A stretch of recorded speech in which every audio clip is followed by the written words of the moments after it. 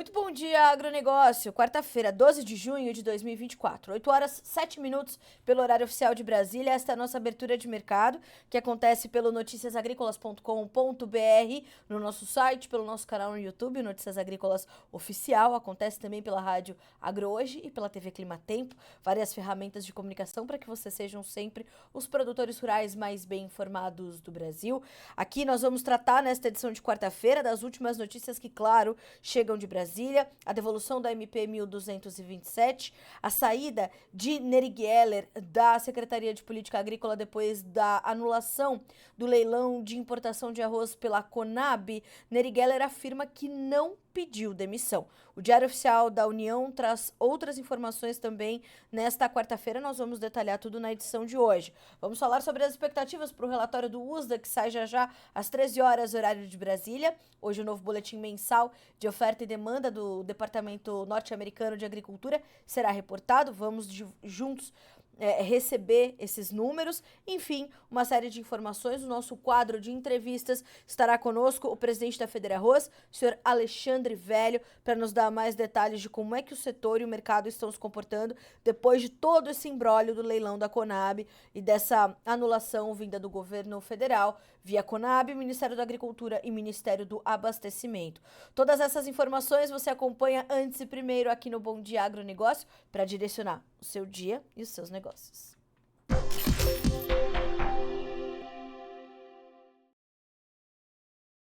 Para isso, vamos começar checando as bolsas de valores. As bolsas internacionais já estão em andamento. Bolsa de Chicago, para começarmos a nossa rodada de preços, temos alta na soja de 0,4% para 11 dólares e 82 cents por bushel. O milho sobe 0,7%, vai a 4 dólares e 52. O trigo 6 dólares e 18, 1,2% de queda. Ainda na Bolsa de Chicago, os derivados de soja e o seu comportamento nessa quarta-feira. Alta para o óleo de soja de 0,7%, alta boa, 43 centos mais 97 por libra-peso. O farelo de soja, 359 dólares e 80 centos por tonelada curta. A alta é mais tímida, 0,1% somente.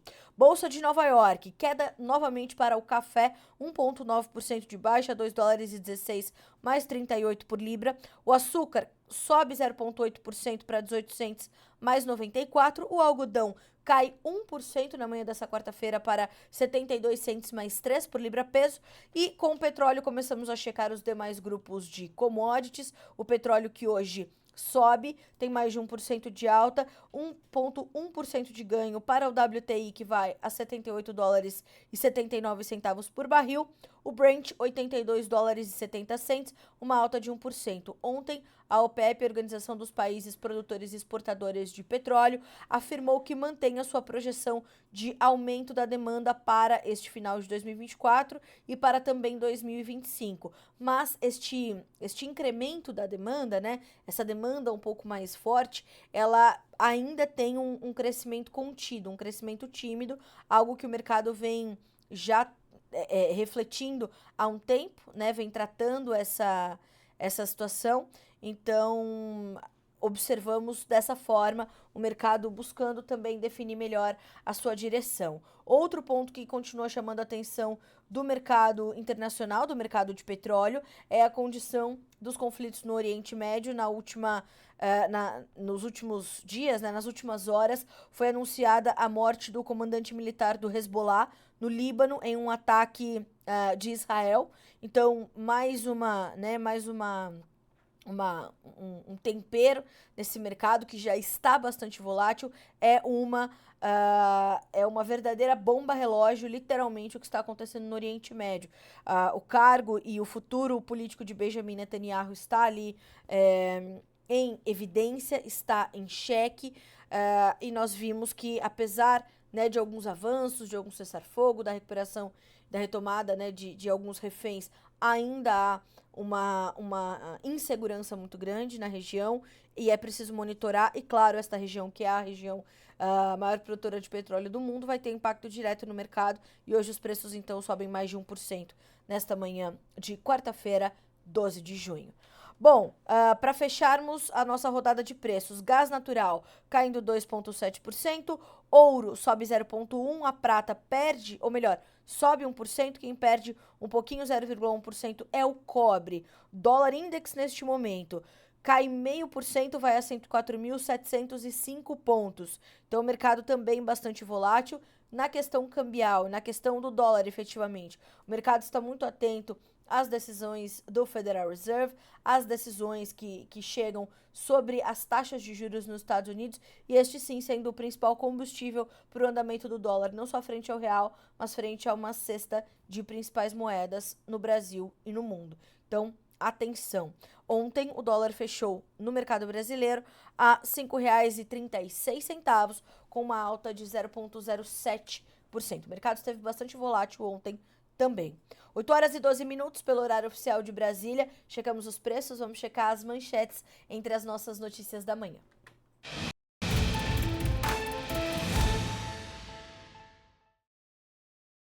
Bom, e claro que o futuro e o destino da MP 1227, tratada como a MP do fim do mundo, ainda continua repercutindo, embora ontem a decisão do presidente do Congresso Nacional, o senador Rodrigo Pacheco, tenha vindo e foi acompanhada ali pelos parlamentares direto do plenário. Ele trouxe a sua declaração do plenário, né, do Senado Federal, e trouxe então a informação de que devolve a MP ao Poder Executivo. A decisão foi muito comemorada pelos setores produtivos, pelas frentes parlamentares da agropecuária e de outras, mais de 20 que estiveram reunidas em Brasília ontem, além, claro, das confederações, né, dos representantes do setor produtivo.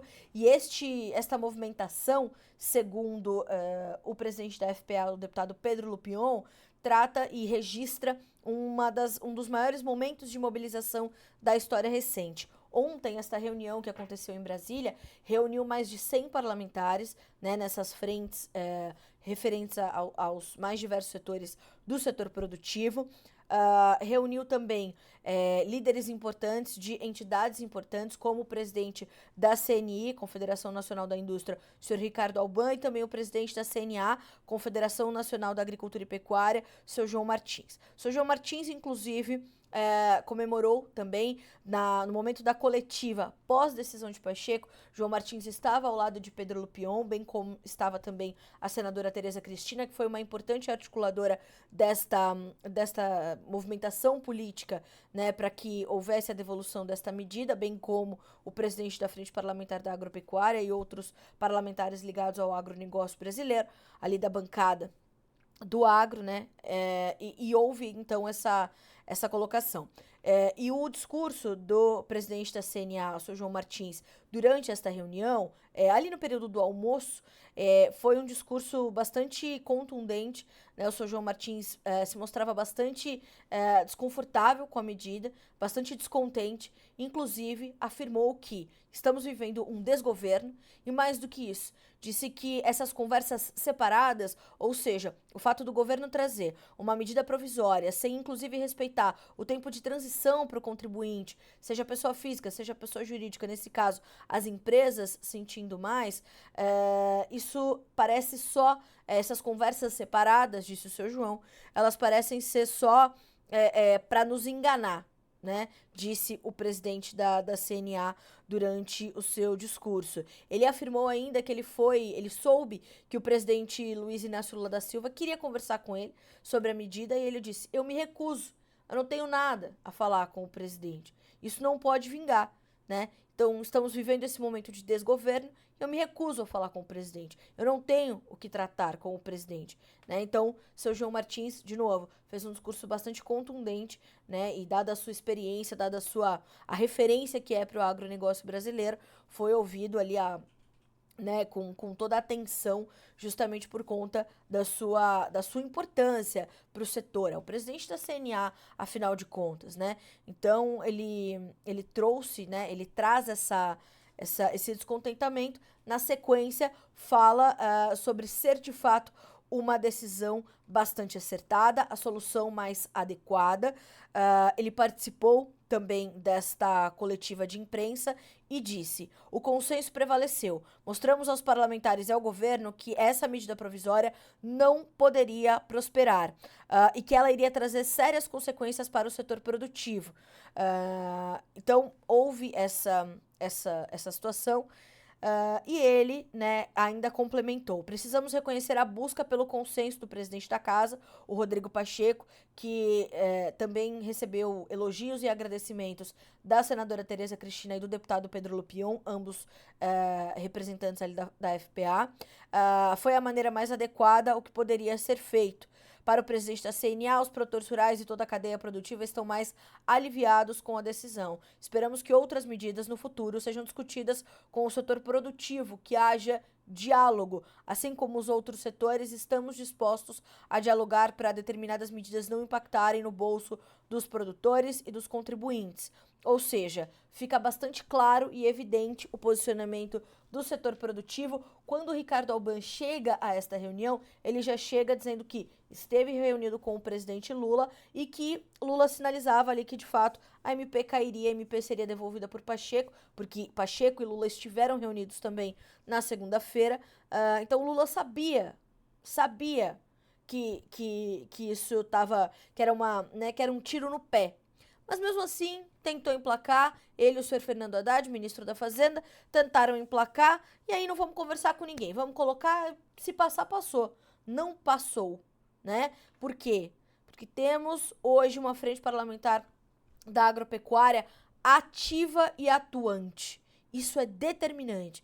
Na última eleição, no último pleito nacional, se fortaleceu muito a bancada do agro, né? Até tem uma pecha quase que pejorativa a condição ali da bancada ruralista, né? Mas, de fato, são os parlamentares que estão focados ali em resolver aquelas situações que afetam diretamente o setor do agro brasileiro.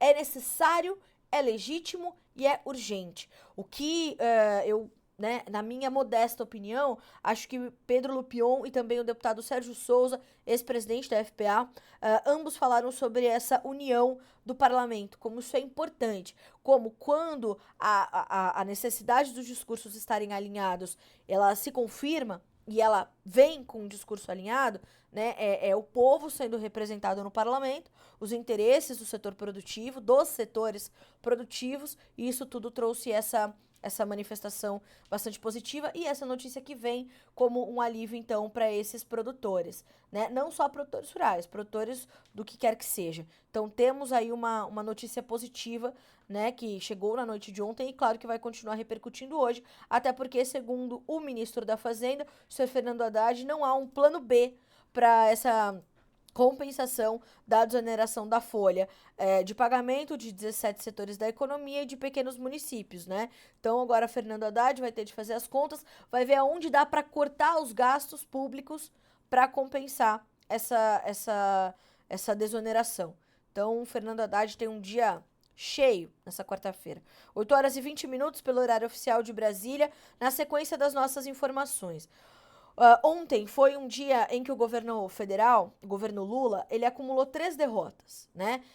Essa condição da devolução da medida provisória, da MP 1227, além da anulação do leilão de arroz e também da saída da Secretaria de Política Agrícola de Nery Geller, né? Como é que as coisas aconteceram? Qual foi a linha do tempo disso tudo?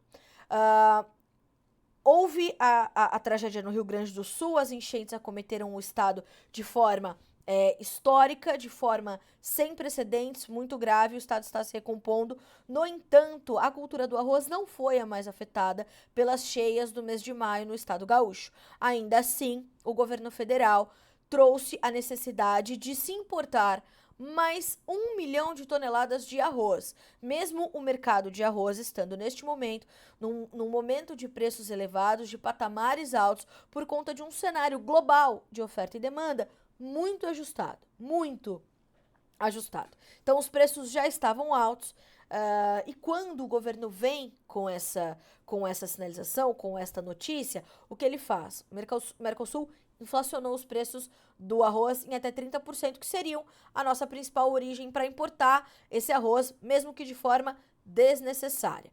Então, houve esse anúncio até 1 milhão de toneladas, importações desnecessárias, eu repito, porque o risco de desabastecimento inexiste, mas mesmo assim houve essa situação.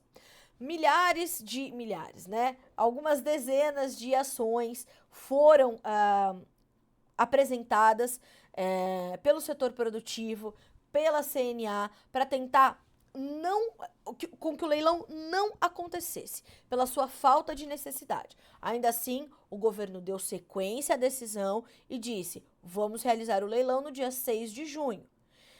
E uma liminar conseguiu derrubar o leilão. Ao mesmo tempo, o governo recorreu, a AGU recorreu e conseguiu recuperar o leilão. O leilão aconteceu e às 9h40 da manhã, começou às 9 horas. Às 9h40, por aí, nós já tínhamos o resultado do leilão. 88% da demanda ofertada, ou seja, 300 mil toneladas nesse primeiro certame, haviam sido adquiridas por 4 empresas. Dessas 4 empresas, uma é uma trading de Santa Catarina, as outras 3 não têm qualquer relação com o mercado arrozeiro. Uma é uma pequena loja de queijos do estado do Amapá, em Macapá. A outra é uma locadora de carros em Brasília e a outra é uma sorveteria. Aí já se começou a levantar uma série de questionamentos. Quando foram mais a fundo entender as empresas, e já se sabia que essas empresas não tinham condições de internalizar esse arroz, empacotar e distribuir, porque, segundo o edital, isso precisa ser feito aqui dentro. O que aconteceu? Já tinha, então, uma série de questionamentos. Quando se foi mais a fundo, uma das empresas que participou do leilão, a Foco Corretora e também a Bolsa de Mato Grosso, tinham ligação com Neri Geller, que é o atual secretário, ou foi o secretário de Política Agrícola. Aí que o caldo entornou, uma série de questionamentos começou ainda mais a ser levantada, e nesse ínterim o que aconteceu? O governo federal optou por anular o leilão, anulou o leilão do dia 6 de junho, e veio a notícia de que Neri Geller havia pedido demissão, o secretário de Política Agrícola, né? Foi inclusive dito pelo ministro Carlos Fávaro em uma coletiva em que estava ele, o ministro Paulo Teixeira, do Abastecimento e Agricultura Familiar, e o senhor Edgar Preto, presidente da Conab, né? Edgar Preto afirma que não foi gasto 1 centavo do dinheiro público, o leilão foi anulado, vamos fazer o próximo, mas que o edital precisa ser aprimorado, otimizado. Vem então Paulo Teixeira e diz: não vai haver recuo desta decisão. Os leilões acontecerão. Agora acontecerão com a presença da AGU, Advocacia Geral da União, da CGU, a Controladoria Geral da União, e tudo isso vai acontecer ali sob os olhos do governo federal, que muito atentamente já entendeu a necessidade de anular esse leilão e tudo mais. E Carlos Fávaro complementa dizendo que o que Lula quer é que o impacto do desabastecimento de arroz, e ele fala: ninguém diz que não tem arroz no Brasil, mas houve uma quebra e precisamos compensá-la. Até porque o presidente Lula, abre aspas para o ministro Carlos Fávaro, não quer que isto impacte na mesa dos mais humildes, fecha aspas. Bom, isso tudo aconteceu, mesmo o setor arrozeiro dizendo: não há risco de desabastecimento. O Brasil não vai ficar sem arroz. Mais do que isso, nós já importamos arroz. Agora, trouxemos importações adicionais pelo governo federal, que eram desnecessários. Pois bem, isso tudo aconteceu e veio a notícia durante a coletiva de que Neri Geller teria colocado o seu cargo à disposição. No entanto, no decorrer dos fatos, no decorrer desta terça-feira, dia 11 de junho, Neri Geller deu entrevistas à Jovem Pan, ao Jornal o Globo, a outras mídias dizendo: eu não pedi demissão. Eu não pedi demissão. Eu fui orientado a fazer uma carta para que entregasse o meu cargo. Não o fiz porque estou com a consciência limpa. Isso aconteceu por conta desse ex-assessor de Neri Geller atuando, então, no leilão de arroz da Conab, né? Qual é a notícia em linhas gerais? O secretário de Política Agrícola do Ministério da Agricultura disse a aliados ter ficado surpreso com o anúncio do titular da pasta, o Sr. Carlos Fávaro, de que ele teria colocado o seu cargo à disposição e que o ministro havia aceitado. Segundo o Poder 360, que também foi a fundo nessa questão, Geller não pretende pedir demissão. Isso é notícia das 8h35 da noite de ontem, tá? Então Geller não pretende pedir demissão e ainda espera uma conversa com o ministro. Os dois chegaram a se falar antes de Fávaro se reunir com o presidente Lula, o ministro Paulo Teixeira e o presidente da Conab, Edgar Preto. Ao final do encontro, o titular da Agricultura teria ligado para o secretário para sugerir sua demissão. Ele teria relatado ao secretário ainda o medo de perder seu cargo diante do imbróglio no leilão de arroz importado que acabou anulado nesta terça-feira. Neri Geller pediu então que conversassem no período da tarde para discutir a questão. Logo depois da reunião com o presidente, no entanto, Fávaro disse a jornalistas que Geller deixaria o ministro por ter supostamente se envolvido em polêmicas ligadas ao leilão. Geller indicou o diretor da Conab, Thiago dos Santos, responsável pela realização do certame. E segundo divulgou a mídia especializada, seu filho, Marcelo Geller, foi sócio de Robson Almeida de França, dono da Foco Corretora de Grãos, uma das principais corretoras do certame. Veja a confusão. O Poder 360 afirmou ainda apurou ainda que Geller confirmou a aliados que França foi seu assessor, mas que já não tem mais ligação com ele. Também relatou que seu filho chegou a abrir uma corretora em sociedade com Robson em agosto de 23, mas desde que virou secretário, a empresa não movimentou recursos e não participou de operações públicas ou privadas e que a Foco Corretora de Grãos pertence apenas à França. Disse ainda não ter ficado sabendo da seleção da empresa só depois da realização do leilão. Lembremos ainda que Neri Geller foi ministro da Agricultura na gestão de Dilma Rousseff e é ex-deputado federal. Bom, e ele é um nome importante do Partido dos Trabalhadores para o agronegócio brasileiro, certo? O que isso tudo quer dizer? Isso tudo quer dizer que Neri Geller, de alguma forma, estava ali envolvido ou estava ali de alguma forma conectado ao que estava acontecendo. Claro, né? Agora, o que isso impacta na sua vida, produtor rural? Hoje é dia 12 de junho de 2024. Vamos para a nossa próxima manchete? Porque, sim, antes da gente ir, a gente pode até deixar a chamada da terceira notícia. No Diário Oficial desta quarta-feira, veio a informação de que o secretário de Política Agrícola foi exonerado do cargo. A exoneração consta em uma portaria da Casa Civil, assinada ontem e publicada no Diário Oficial de hoje. A demissão de Geller foi informada ontem pelo ministro da Agricultura, Carlos Fávaro, em meio às denúncias de irregularidade no leilão, né? Então, o que acontece? Como mostrou a mídia, o agora ex-secretário rejeitou despacho de sua exoneração da pasta com a menção a pedido, conforme documentos obtidos por algumas equipes de reportagem. O despacho da exoneração do secretário, assinado pelo ministro Carlos Fávaro, informava que a exoneração seria a pedido do ex-secretário. Em troca de e-mails ao gabinete do ministro, Geller pediu a retificação do documento, porque ele afirma mais de uma vez que não pediu demissão. Nossa equipe já está falando com a equipe do ex-secretário de Política Agrícola, Neri Geller, para trazê-lo aqui para o Notícias Agrícolas e dar uma informação ainda mais completa, mais detalhada e ouvir o ministro, o ex-secretário Neri Geller. Queremos saber o que ele tem a dizer, queremos saber por que ele foi, lhe foi solicitado que ele entregasse o seu cargo. Queremos ouvir o Neri Geller. Bom, na sequência, de novo, o que isso impacta na sua vida? Isso impacta que hoje, ao dia 12 de junho de 2024, o Ministério da Agricultura está sem secretário de Política Agrícola para a secretaria que é a mais importante da pasta, às vésperas do Plano Safra 2024-25. Pois é. Junho é o mês de anúncio do Plano Safra. O Plano Safra ainda não tem data oficial de divulgação. É um ano onde ele é completamente necessário, embora saibamos que não se tratam de recursos públicos, o que será anunciado aí nas próximas semanas. E mais do que isso, que ele já teria alterações bastante profundas em função das necessidades do estado do Rio Grande do Sul depois da tragédia que acometeu, né, o povo gaúcho em maio.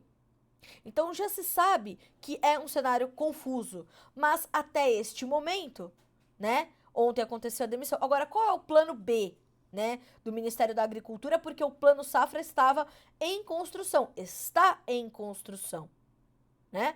Como vem agora o Plano Safra e quem é que vai cuidar disso, já que o Plano Safra está sob a batuta da Secretaria de Política Agrícola? Pois bem, a saída de Neri Geller do Ministério pode amenizar a situação do governo diante da repercussão negativa que o leilão para compra de arroz causou, mas reabre um vazio em uma das principais secretarias da pasta há 2 semanas do lançamento do novo Plano Safra, o Plano 24-25. O ministro Carlos Fávaro perde um articulador político bem habilidoso em Brasília para as pautas do agro e a principal fonte do ministério com o setor produtivo brasileiro em uma relação que já não era muito amistosa desde a campanha eleitoral. A SPA, a Secretaria de Política Agrícola, é responsável pela elaboração do Plano Safra, que é a principal política de crédito para o setor. A previsão do lançamento do novo plano é 26 de junho, daqui a 2 semanas. A data oficial está confirmada, vai ser nesse dia? Ainda não se sabe, né? Esse cargo estando vago, ele abre, né, as especulações de como vai ser essa reta final para as definições do orçamento, para as definições das taxas de juros, do volume de recursos para equalizar as taxas de juros, enfim. Então, há uma série de incertezas e de especulações neste momento. O nome mais cotado até agora para assumir a Secretaria de Política Agrícola é de Wilson Vaz de Araújo, servidor de carreira que já foi secretário e diretor de financiamento durante vários anos e é um homem com bastante conhecimento, um profissional com bastante conhecimento e muito bem cotado no Ministério da Agricultura. Ele deve ser convocado para tocar as medidas do Plano Safra nesta reta final, junto a Carlo Augustin, assessor especial do ministro Fávaro. Ainda não há definição se outra pessoa será nomeada para o cargo definitivo posteriormente. A SPA também responde, não podemos esquecer, pelo seguro rural, pela gestão do seguro rural, então isso também traz essa, né, essa especulação, essa dúvida. A secretaria ficou sem um titular efetivo de 1º de janeiro de 2023 a 22 de dezembro de 2023, enquanto Neri Geller tinha impedimento judicial para assumir o cargo. Então, vejamos, lembrando que o Plano Safra 23-24 também não teve a participação efetiva de Neri Geller, uma vez que, durante este período de janeiro a dezembro do ano passado, a Secretaria de Política Agrícola não era comandada por ele. 8 horas e 34 minutos pelo horário oficial de Brasília. Seguimos por aqui. Nós vamos agora fazer um levantamento do que está acontecendo nos campos brasileiros. Vamos acompanhar os relatos que continuam a chegar, né, das mais diversas áreas de produção desse país. No nosso momento, Fala Produtor, em relatos que recebemos, trazendo as realidades das safras do Brasil que produz. Acompanhe.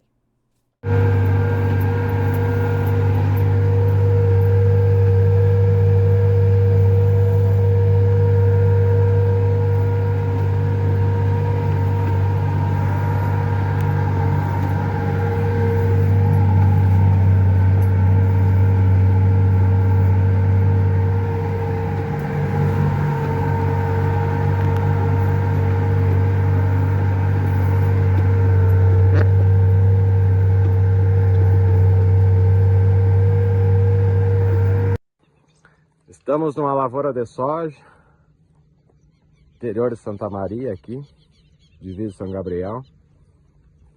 O rio invadiu um pouquinho a lavoura aqui. Oi, bom dia, sim. Botou um pouquinho de areia, mas vai se ajeitando. O que vamos fazer? Tudo certo contigo. A luta. Dá umas 20 hectares aqui, total que invadiu.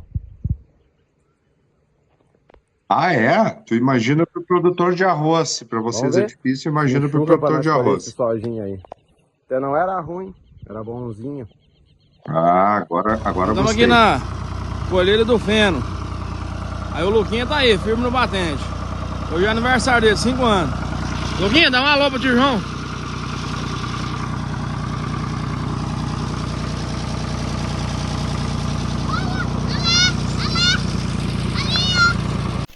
Aqui é a nossa situação aqui em Rio Brilhante, Mato Grosso do Sul. Precisando de uma aguinha e nada, mas é assim, Deus no comando. Tamo juntos. Estamos sempre na escuta aí das notícias agrícolas, do tempo e dinheiro. Mas é isso aí. Perfeito. Deus no Perfeito. comando. É um absurdo o que está Situação acontecendo é essa. e agora estão insistindo em Obrigado a continuar com todos. esse grande erro, né? E olha a altura do pé, ó. Onde vai o pé de milho? Milho dá quase 3 metros de altura aí, ó. E olha a situação. É muito triste, né? Nosso mundão vai estar descontrolado. Os nossos irmãos no Rio Grande com a tragédia daquela lá por água e nós aqui por falta de água. Claro que é bem menos do que a deles, porque Exato. Perfeito. é a vida em primeiro lugar, né? A entrevista que eu vou dar E para vocês é ao o vivo? resto é resto, Tá, que nem diz outro. ok, Primeiro a vida. Mas é doído o agricultor plantar e pegar uma situação dessa de Quem baixo é que em vai cima da fazer? lavoura, ó. Que tristeza, ó. Quem é Aí que vai você fazer a no entrevista? tamanho da espiga, ó. Mas isso não tem nada dentro, né? Coisa mais Carla. linda. Um abraço a Ok, todos. é Notícias Agrícolas, né? Ó,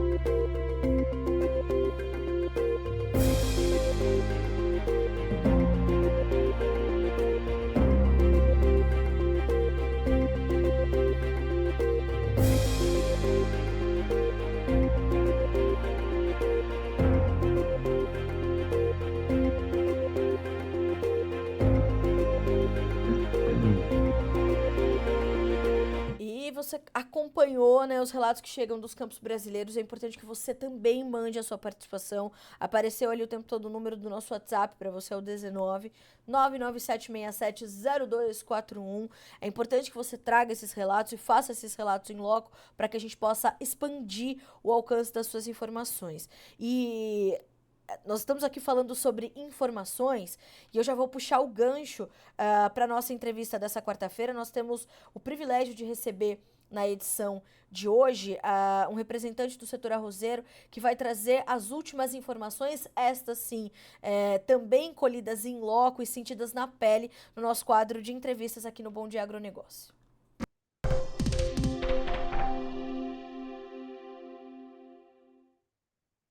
Está conosco é o presidente da Federarroz, o senhor Alexandre Velho, a quem eu já saudava aqui um pouquinho antes de entrarmos no ar, né, seu Alexandre, para falar eu falava, são tempos difíceis para os jornalistas, para que a gente possa ter cuidado com qualquer informação, mas são tempos indescritíveis para o setor arrozeiro, para o produtor de arroz do Rio Grande do Sul. Então eu quero muito lhe agradecer pela generosidade de aceitar o nosso convite, estar conosco mais uma vez aqui no Notícias Agrícolas. Seja bem-vindo, bom dia. bom dia, Carla. É um prazer falar contigo e falar com os telespectadores do Notícias Agrícolas. O prazer é nosso. Seu Alexandre, eu acho que eu quero ouvir o senhor primeiramente em relação ao que estamos vivendo agora, né? O presente momento. O leilão que foi inúmeras vezes apontado pelo setor arrozeiro como desnecessário e, mais do que isso, extremamente prejudicial para a cadeia arrozeira do Brasil. Isso não foi ouvido. O leilão foi à frente, aconteceu, foi anulado, só serviu para gerar mais caos no mercado, né? mais desinformação, mais desencontro de notícia e, claro, o preço sentindo, a liquidez também. Como é que o senhor avaliou da realização do leilão até o que estamos vivendo agora, inclusive com a saída do secretário de Política Agrícola do Ministério da Agricultura? Como é que o senhor avalia, nesse curto espaço de tempo, tudo o que já aconteceu com o setor arrozeiro do Brasil? Perfeito, Carla. Este leilão e este assunto da importação de arroz, ele mostra, no mínimo, uma falta de sensibilidade total por parte do governo. Na verdade, o problema que nós temos não é de abastecimento, ele foi um problema de logística, uma questão momentânea e também provocado este momento de ligeiro desabastecimento, vamos chamar assim, no varejo, né, no supermercado, ele foi ocasionado realmente pela importação ou o anúncio da importação desnecessária, desde o começo nós viemos alertando isso, por parte do governo, e isso gerou uma corrida do consumidor ao supermercado, comprando um volume bem maior do que precisava de arroz. Não existe motivo algum para nós temermos alguma questão deste tipo, pelo simples motivo que a própria Conab atesta que nós temos este ano um aumento aí da produção brasileira da ordem de 500 mil toneladas no Brasil, em função de que nós temos um aumento de área este ano, tanto no Rio Grande do Sul, que compensou, de certa forma, a quebra que nós tivemos na parte final, porque nós já tínhamos 85% colhido quando veio o problema das enchentes, mas nós temos um aumento de área no Rio Grande do Sul de 7% e no Brasil também, e é por isso que a Conab mostrou que o número de colheita final para o Brasil esse ano era em torno de 10 milhões e meio de toneladas, que é, casualmente, exatamente o número de consumo médio do Brasil dos últimos 5 anos. Então, não existe a mínima necessidade, o governo fez um grande erro, e o que mais preocupa, Carla, preocupa o setor arrozeiro, que parece que eles querem insistir neste erro, o que realmente é um absurdo. Nós esperávamos aí que nesse meio tempo, entre a anulação do primeiro leilão e algum encaminhamento de outro, nós pudéssemos pelo menos sentar com o governo, e nós vamos tentar fazer isso nos próximos dias. Teremos, inclusive, uma reunião importantíssima na quinta-feira da Câmara Setorial Nacional do Arroz.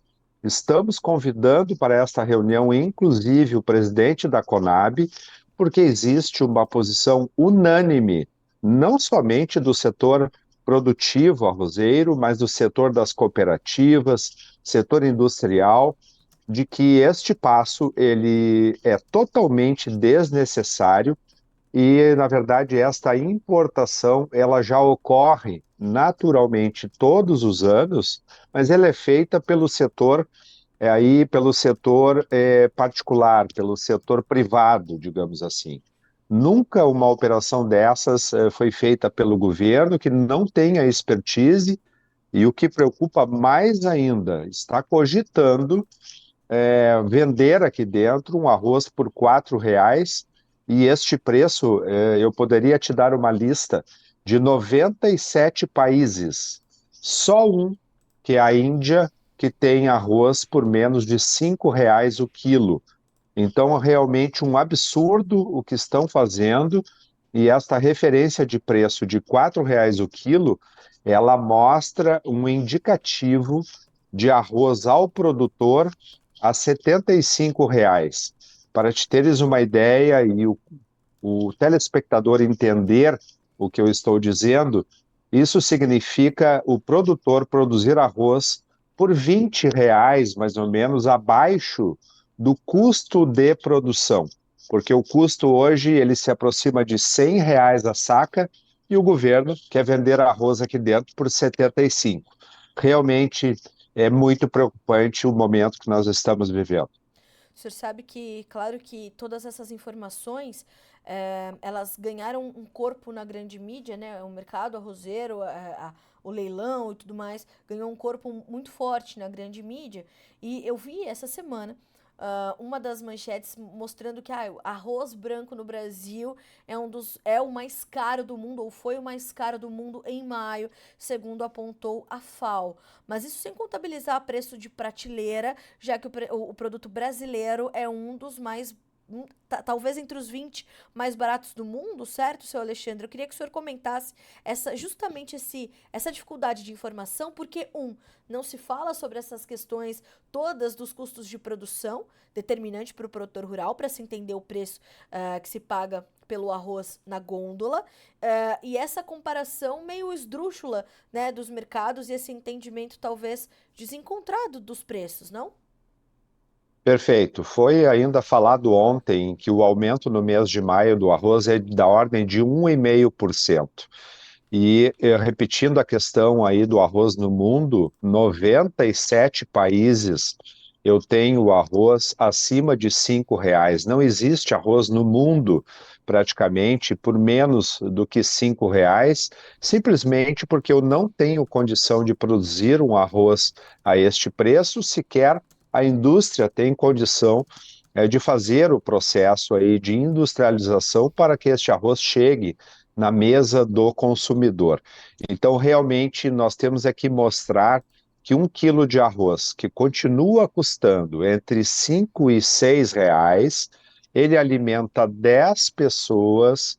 Quando eu tenho o arroz no prato, por exemplo, principal, como ingrediente principal do prato, por exemplo, o arroz com carreteiro, e eu alimento até 18 pessoas quando eu tenho ele no prato tradicional do brasileiro, que é o arroz, feijão, a proteína e a salada, ao custo de 25 centavos por refeição. Então, realmente, o consumidor tem que se dar conta como acessível ainda o arroz, a qualidade do nosso produto, indiscutivelmente muito superior a este arroz importado que se cogita trazer. Então, realmente, de certa forma, Carla, é revoltante, digamos assim, eu acho que essa é a palavra, porque nós temos produtores, pequenos produtores da região central, que perderam não só as suas produções, mas perderam as suas casas, perderam as suas máquinas agrícolas, perderam os seus animais, e ao invés de auxiliar com estes recursos, estes produtores, para que eles se mantenham na atividade, produzindo este arroz de alta qualidade, o governo está botando uma fortuna, um valor infinitamente maior para incentivar a produção fora do país.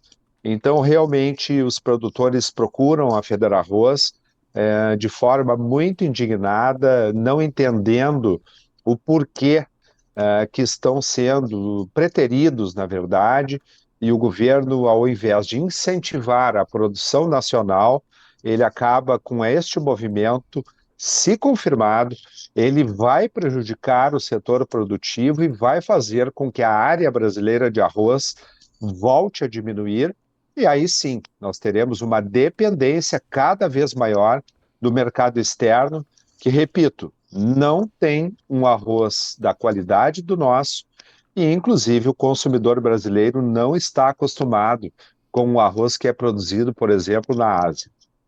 E, seu Alexandre, quando nós pensamos em importação de arroz pelo Brasil, ela já acontece. O Brasil importa, o Brasil exporta, o Brasil, inclusive, vem, ou vinha, né, até esse momento, e claro, vai ter espaço para recuperar esse patamar de se tornar um player importante no mercado de arroz, uma vez que nós estamos vivendo um cenário global de aperto na relação de oferta e demanda. E o arroz brasileiro, eu imagino que seja um arroz que tem um espaço para ganhar o mercado internacional, além de abastecer adequadamente a população brasileira, bastante grande lá fora, né? Perfeito. Na verdade, esta importação e a exportação, ela já é feita normalmente todos os anos. Não é necessário a participação do governo nesse processo, até porque as empresas das tradings que operam o mercado, elas já estão acostumadas de como fazer estas operações, que, repito, são feitas normalmente e o mercado se regula. Então, em um ano de produção um pouco menor, se importa mais. Produção maior se importa menos. E este movimento do governo, como eu disse já no começo da entrevista, ele é desnecessário. Eu penso que isso mostra realmente uma falta de sensibilidade por parte do governo, e nós temos ainda tempo de voltar atrás, cancelar esses leilões, porque realmente um excesso de oferta no mercado interno desnecessário, porque nós estamos aumentando a produção. Eu repito, mesmo com a quebra em torno de 200 mil toneladas no Rio Grande do Sul, na área que faltava colher, nós temos um aumento da área fora do Rio Grande do Sul e um aumento da produção da ordem de 500 mil toneladas, que é o dobro da safra gaúcha. Sim. Eu acho que fica bem claro aqui ao telespectador quem está realmente colocando a real situação, e essa situação nos preocupa muito, e nós não vamos desistir de defender este produtor que se mantém na atividade, mas que precisa de apoio, porque perdeu muita coisa e precisa de apoio para se manter produzindo. Seu Alexandre, o Vinícius Chambré, ele traz uma questão que eu acho que é bastante pertinente para o momento, porque o Brasil é bastante cobrado lá fora sobre tudo que exporta, precisa estar sobre uma série de rígidas regras, inclusive regras ambientais, que o produtor brasileiro cumpre com bastante competência, dada a vigência do nosso Código Florestal, que é talvez a lei ambiental mais rigorosa do mundo. E na hora de importar, será que nós fazemos as mesmas exigências, né, para esses produtos? O Vinícius pergunta ao senhor. Carla, pergunte ao senhor Alexandre sobre os defensivos que são usados no exterior e aqui são proibidos. Isso é uma vergonha para nós que produzimos com muitas dificuldades no manejo. Como é que o senhor também avalia essa situação? Inclusive com o ministro Fávaro tendo ali vindo a público desmentir alguns rumores de que esse arroz não viria com a utilização, ou não teria sido produzido com a utilização desses defensivos, senhor Alexandre. Perfeito, parabéns aí pelo questionamento que o telespectador nos coloca e nos oportuniza, na verdade, esclarecer. Nós estaremos divulgando uma lista, provavelmente aí a CNA e a Farsul irão divulgar nos próximos dias uma lista de produtos utilizados sim na Ásia e não são permitidos no Brasil. O governo brasileiro está comentando que irá fiscalizar, porém, nós temos um grande receio com relação a este assunto. O Brasil tem uma lei rigorosa ambiental que nós levamos aí ao pé da letra e conduzimos com muita responsabilidade, porque utilizamos produtos aqui somente autorizados para a cultura, dentro dos seus períodos de carência, trazendo toda a segurança ao consumidor, e é por isso que nós temos o arroz brasileiro livre de resíduos, atestado pela Anvisa. Observem, olhem na internet as condições de produção do arroz na Ásia. São realmente muito diferentes, não se tem lá a lei trabalhista que nós temos aqui, a lei ambiental nem se fala. As coisas são conduzidas ainda de maneira arcaica, não existe de forma alguma os cuidados que nós temos aqui com relação à produção, e nós vamos sim apresentar esta lista para que o consumidor tenha consciência de que ele corre sim um certo risco quando ele usa um produto ou consome um produto oriundo de um país que não tem a nossa lei, e realmente nós vamos demonstrar através desta lista de produtos, o que nós estamos afirmando. Senhor Alexandre, eu queria saber do senhor também quais são as expectativas para essa reunião que o senhor apontou da Câmara Setorial, né? O que deve ser discutido de forma mais intensa diante dessa posição do governo federal, de que não haverá um recuo da decisão do leilão e tampouco o conhecimento dessas informações todas que o senhor acabou de nos descrever. Isso tudo também vai ser levado para apresentar aos dirigentes do governo federal, ao presidente da CONAB, para que ele tenha, portanto, o seu entendimento ampliado do produto que pode trazer ao Brasil. Quais são as expectativas para essa reunião da Câmara Setorial? Expectativa é a maior possível, é uma reunião extraordinária da Câmara, que foi convocada pelo presidente da Câmara, o Henrique Dornelles, que já foi, há anos atrás, presidente da Federarroz. O assunto, a pauta é única e exclusivamente leilões de arroz do governo federal, e nós vamos convidar o governo e vamos, mais uma vez, mostrar a eles uma posição unânime da Câmara Federal. E, repito, esta Câmara ela não é formada somente pelo setor produtivo, é o setor das cooperativas de todo o Brasil, a indústria de arroz de todo o Brasil está lá, e existe uma posição unânime contrária à realização desses leilões e a trazer aí um volume muito grande que não é necessário de arroz importado. Então, nós esperamos que o governo recue, ainda dá tempo, vamos conversar com eles aí, estudar alguma saída para todo este imbróglio que o governo se meteu, e na verdade nós precisamos desse recuo, porque o governo tem que reconhecer e valorizar os produtores que garantem, na verdade, Carla, a segurança alimentar brasileira com relação ao arroz. Nós tínhamos imprensa, vocês, setor produtivo, o governo, nós temos que ter orgulho de quem se mantém produzindo com tantas dificuldades, produtores da região central do Rio Grande do Sul, com sofrimento, famílias inteiras aí passando necessidade, passando fome, muitos deles porque ficaram sem casas e perderam, na verdade, tudo. Então, como eu disse antes, é um verdadeiro absurdo que nós estamos vivendo, tratando da importação de arroz e deixando de valorizar, na verdade, os nossos produtores. Ainda dá tempo de voltar atrás e nós não vamos desistir de mostrar a realidade dos fatos. Seu Alexandre, tem uma outra pergunta aqui para o senhor que eu acho também bastante pertinente, é do Diego Leal. Ele diz, qual a probabilidade do governo abandonar essa ideia de importar arroz? O senhor já comentou sobre isso, mas ele faz um outro comentário, eu queria ouvir a sua opinião em torno desse assunto. Não seria mais fácil subsidiar a produção nacional, já que ele quer baixar os custos para o consumidor final? Como é que o senhor avalia uma Perfeita possibilidade como essa? colocação, parabéns mais uma vez ao nosso telespectador, muito atento aí ao assunto. Nós temos uma carga tributária altíssima, nós temos aí um custo de produção muito alto. O arroz é o segundo produto com custo de produção mais alto do Brasil, um custo por hectare que não baixa aí de R$ 12.000, para vocês terem uma ideia.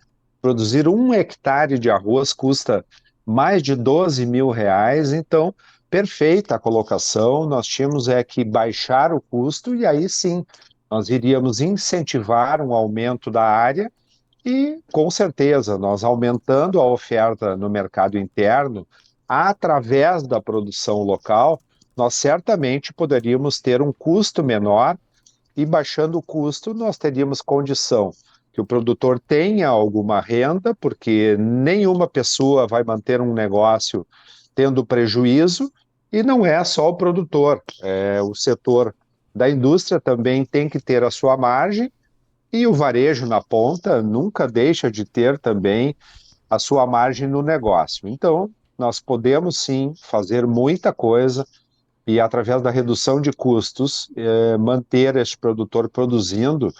E, novamente, eu gostaria de aproveitar o espaço aqui de vocês e dizer que o produtor não coloca preço de venda no seu produto.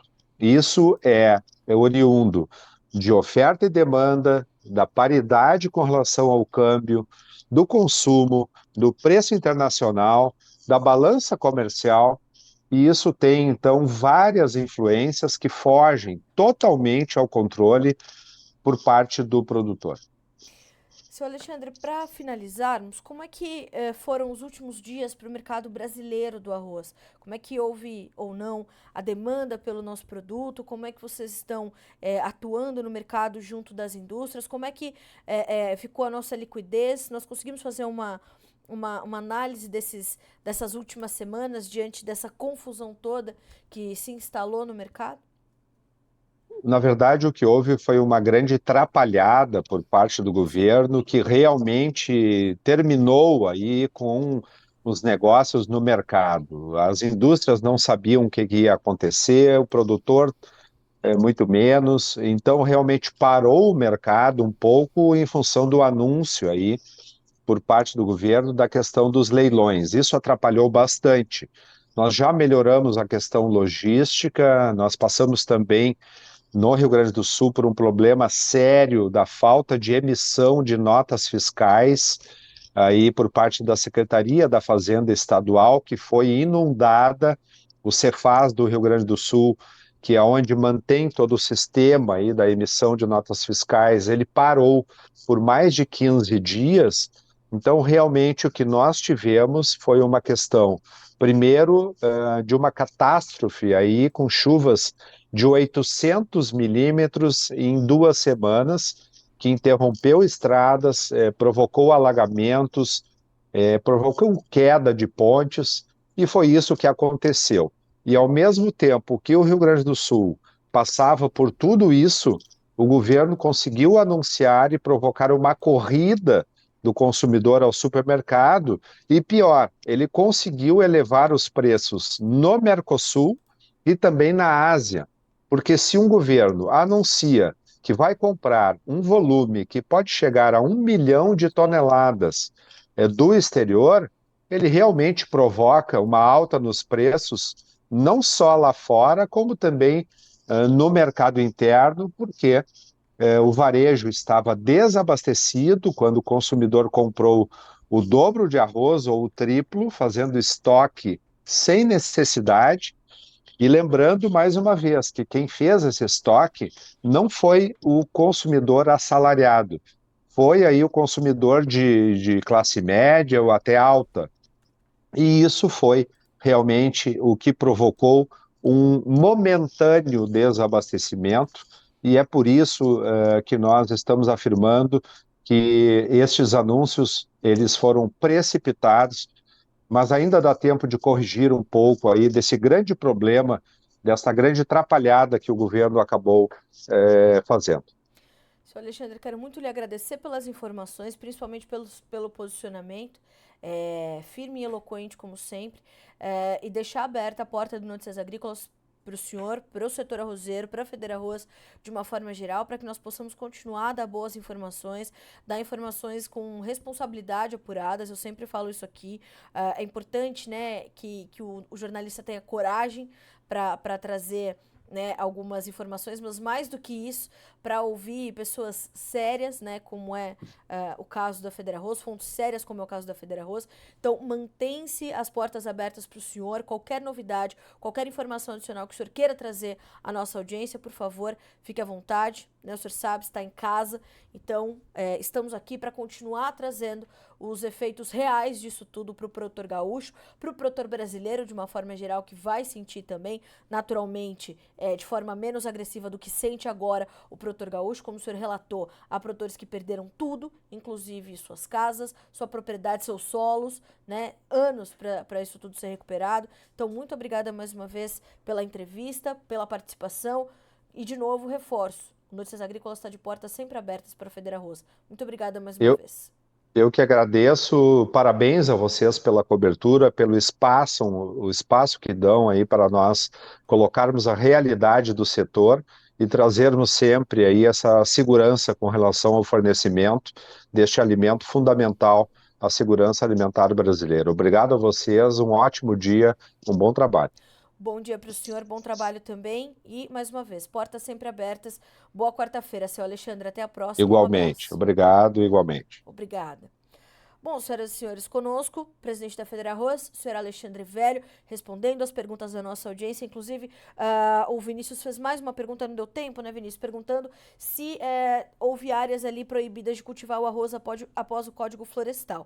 Bom, o Código Florestal, e aí falando de uma forma bastante simplista e rasa, ele tem ali as suas condições para os biomas, né, os percentuais de preservação e de áreas passíveis de produção, né, bem como ele determina também ali como é que devem correr os processos de supressão de área, né, abertura de novas áreas de acordo com as regras, né, o desmatamento legal, permitido.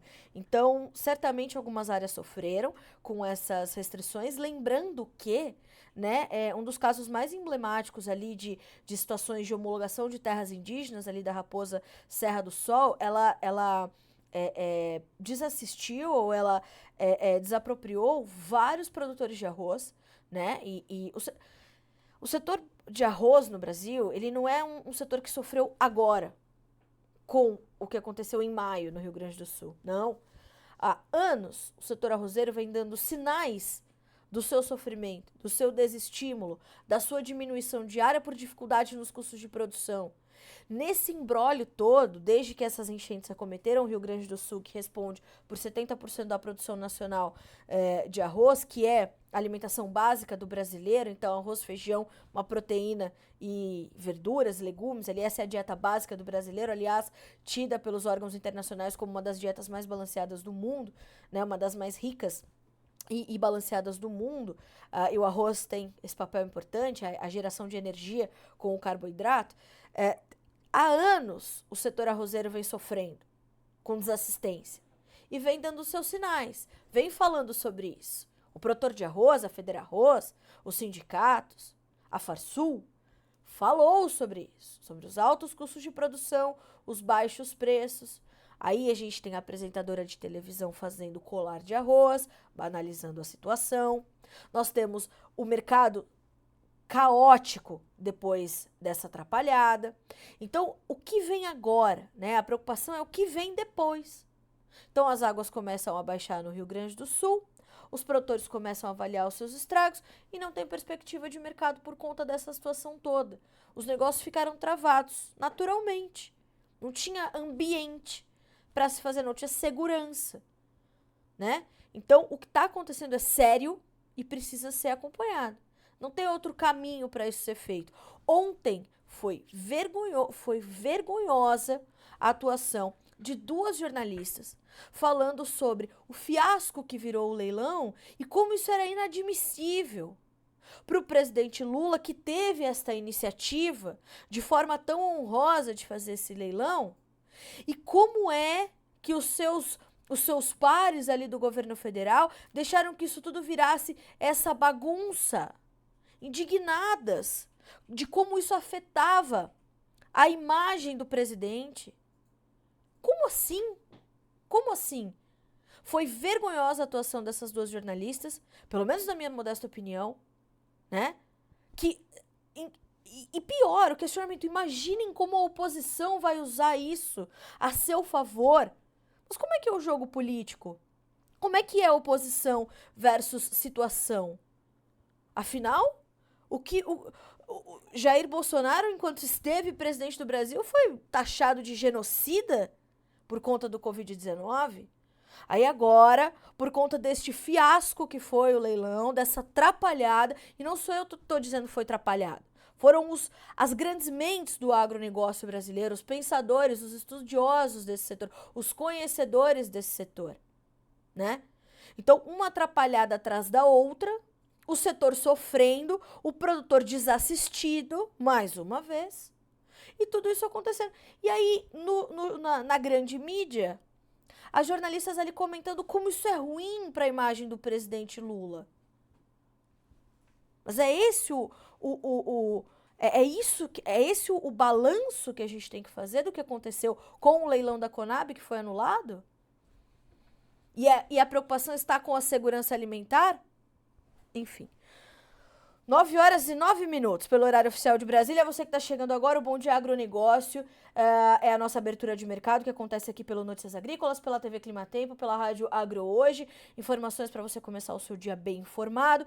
E nós vamos agora ali para o nosso momento Fala Produtor para conversar com a nossa audiência nessa quarta-feira.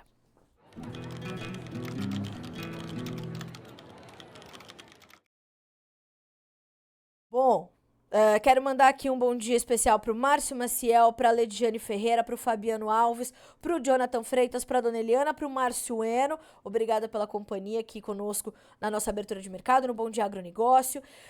O Márcio está nos dizendo, ó, 18 graus em Nova Santa Bárbara e ensolarado. A tendência é que nós tenhamos aí chuvas acontecendo só no extremo sul do Brasil e no extremo norte, né? Então, o centro-sul do país, ele continua ali sob um sistema de alta pressão, as temperaturas seguem se elevando e as chuvas não chegam, né? E tem áreas de milho safrinha ainda sentindo, Mato Grosso do Sul, Paraná, Goiás, alguns estão sentindo aí as perdas nessa reta final da segunda safra de milho.